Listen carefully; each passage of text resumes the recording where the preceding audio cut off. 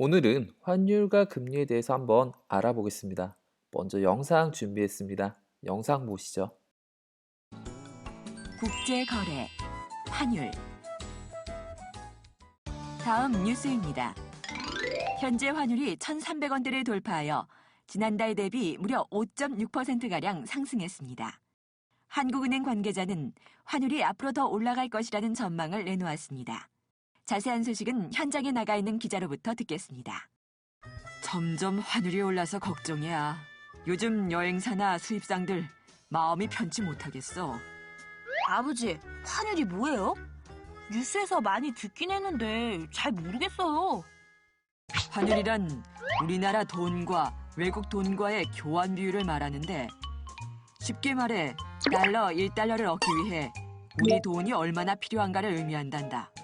만약 미국으로 여행을 가려 하거나 미국에서 물건을 수입하려 한다면 달러가 필요하겠지? 그런데 달러도 일종의 재화처럼 은행에 가서 돈을 주고 사와야 한단다. 이 경우 계산 기준이 되는 게 바로 환율이지. 은행에 가면 오늘 기준 환율이 기록되어 있는 전광판을 볼 수 있을 게다.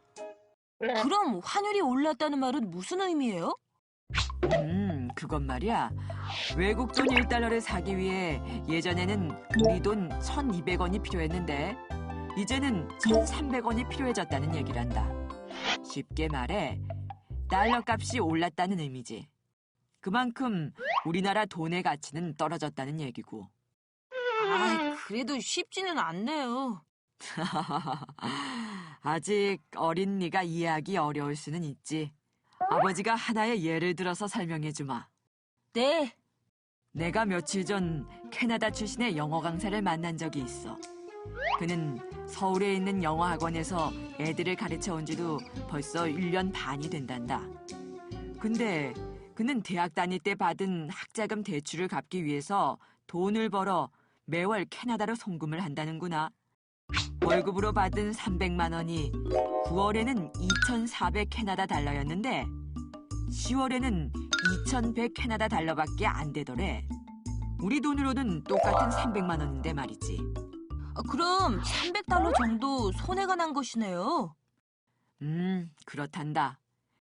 그러면서 자기는 한국이 좋긴 하지만 환율이 떨어지지 않으면 캐나다로 돌아갈 수밖에 없다면서 하소연하더라.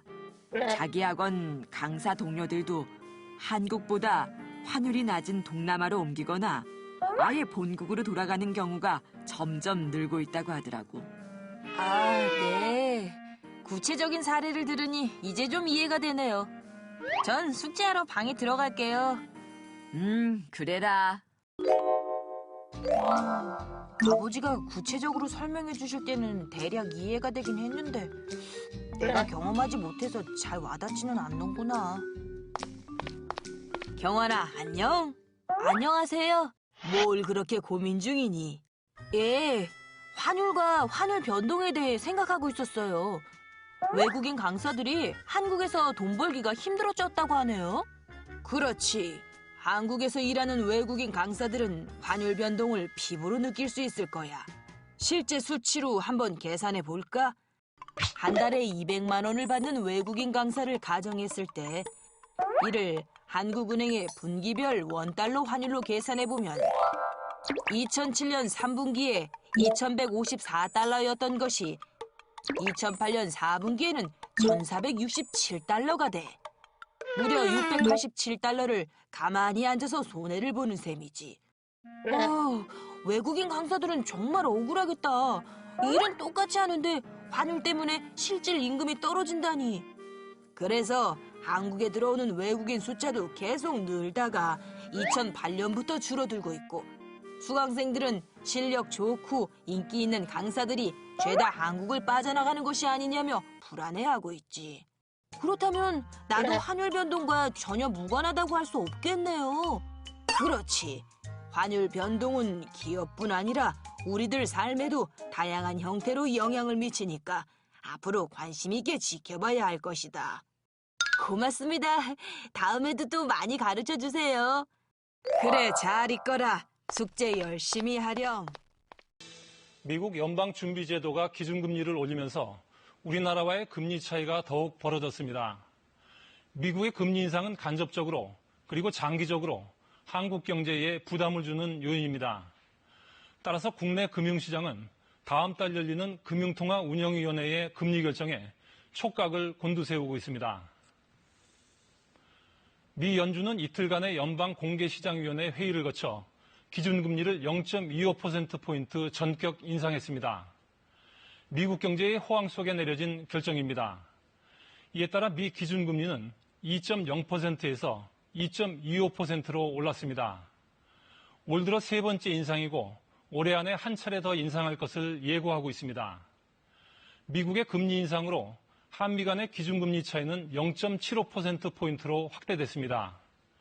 이는 지난 2007년 이후 11년 만에 가장 큰 격차입니다. 이와 같은 금리차 확대는 국내에서도 금리 인상을 압박하는 원인입니다. 한국은행 이주열 총재는 일단 미 금리 인상은 예견된 결과로 국내 금융시장에 큰 영향은 없을 것이라고 밝혔습니다. 그러나 앞으로 금리를 동결하게 되면 국내에 들어와 있는 외국인의 자본이 유출될 우려가 있습니다. 또 불안한 부동산 시장을 안정시키기 어렵게 됩니다. 반면에 금리를 인상할 경우에 그렇지 않아도 좋지 않은 경기에 찬물을 끼얹게 되고 1,500조 원에 이르는 가계부채의 질을 악화시킬 우려가 커집니다. 지금은 국제적으로 금리가 재편되는 과정에 있습니다.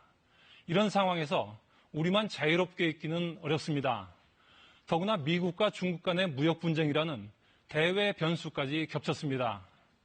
이런 가운데 한국은행이 금리를 인상할지 여부, 그리고 인상하면 그 시기는 언제로 할지 현명한 판단이 필요한 때입니다.